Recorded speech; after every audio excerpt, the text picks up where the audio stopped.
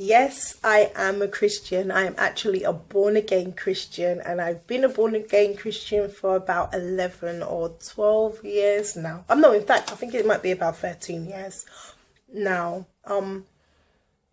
Why did I make this decision to become a Christian? I've recognized that I had a need in my life. I was never a fulfilled person. There was always something missing, empty. I was never satisfied with life, never satisfied with where I was at.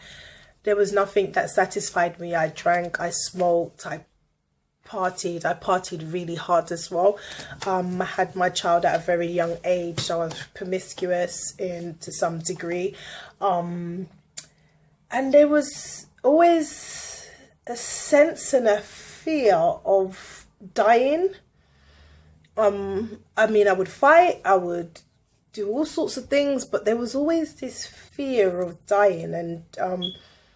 And I think it was one day, I think I had lost my cousin. He had died, and that's Ryan, and he had died, and you know, it's like after that, like couple months after, it's like I felt like I was gonna die next. And I kind of heard that you're gonna die and you're gonna go to hell, and I'm just like, okay, but I'm not that bad. I mean, I'm not that bad. I used to cuss, swear, fight, drink, have sex outside of marriage, all of that. And I'm not that bad, as many of you at home will be probably thinking. I'm not that bad, you know. But if you take a real honest look at your lifestyle, you will see it is not a life that glorifies God. It doesn't speak of a holy God. And I knew that for myself, that my life wasn't speaking for a holy God. There was something missing. And then I knew that if I died in the state that I'm in, I will not get into heaven. I tried to convince myself otherwise, but I knew the truth of I would not. So one of the things that I kept hearing, oh, well, you're a smoker. And I'm just like, yeah, but I could stop. And I really tried to stop, and it was really impossible for me to stop. I stopped for about a couple of hours, and then I had to go back for it. And it was like, yeah, well, you're living in sin, because you're living with a man, and he's not your husband. Even though you have a child together, you're not married. And I don't know where all these values came from, because I didn't grow up with any of these values. I didn't grow up with these values. Some way, somehow, I knew that there was a standard that God had, and I didn't meet it.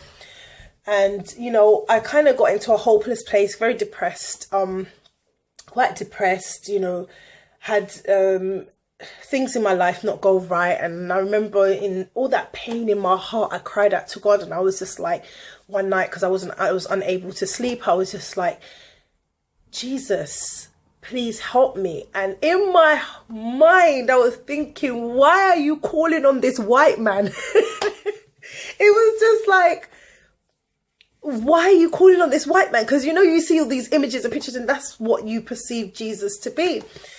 But no matter what, I couldn't stop. Internally, I kept calling on Jesus. Can you please help me and take away this pain of rejection and all of this stuff? And the truth of the matter is that I hadn't slept for a while. I had like short hours of sleep, 2 hours and stuff like that, and would wake up crying and stuff like that.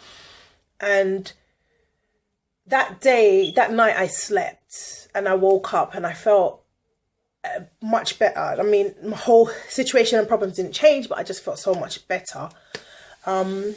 Went about my normal routine, which would be dress myself up. And I mean, this day I did not dress to meet no Jesus. I had on this tiny cat suit. It was blue, and it had around it was orange. I can remember it was so tight. It was like a swimsuit.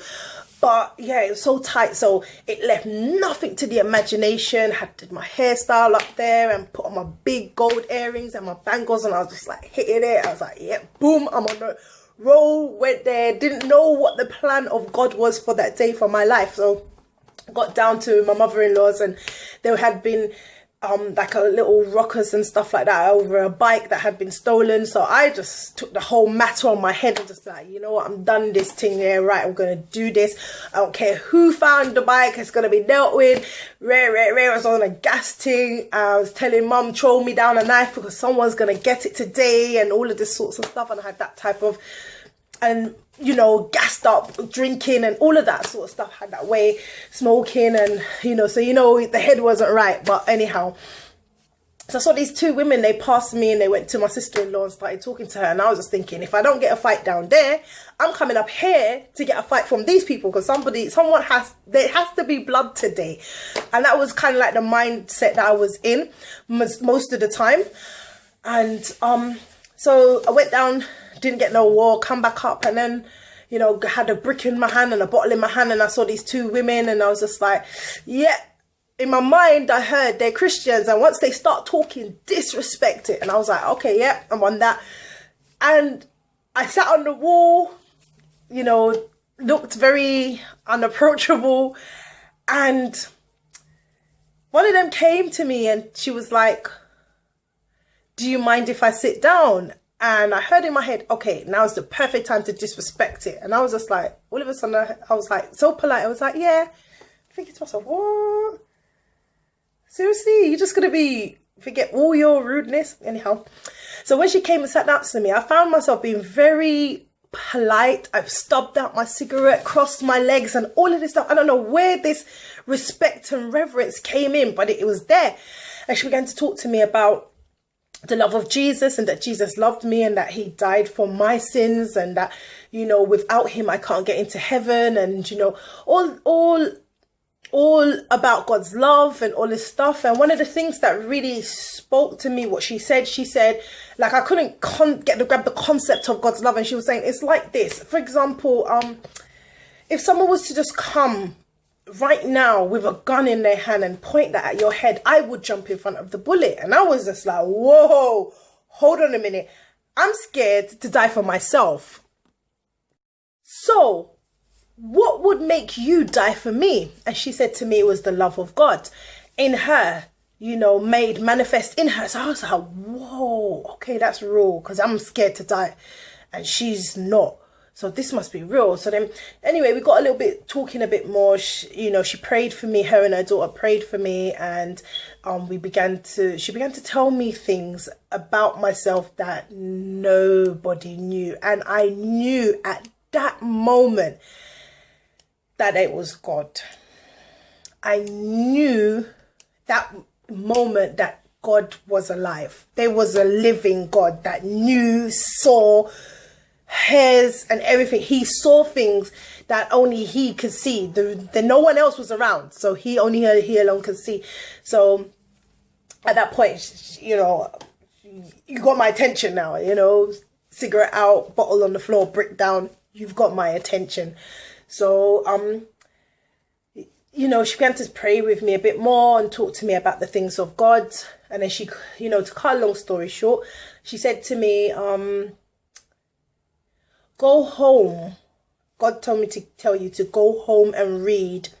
I think it was John 3:16, and the scripture verse is, God so loved the world that he gave his only begotten son, that whoever believes in him shall not perish but have everlasting life. So anyway, went home and I picked up the Bible and I began to read, and then I realized I was read past that, and I've gone into like nearly a chapter and 2 pages and a bit, and then I closed the Bible, and then I heard a voice speak to me and said, do you realize you've just read?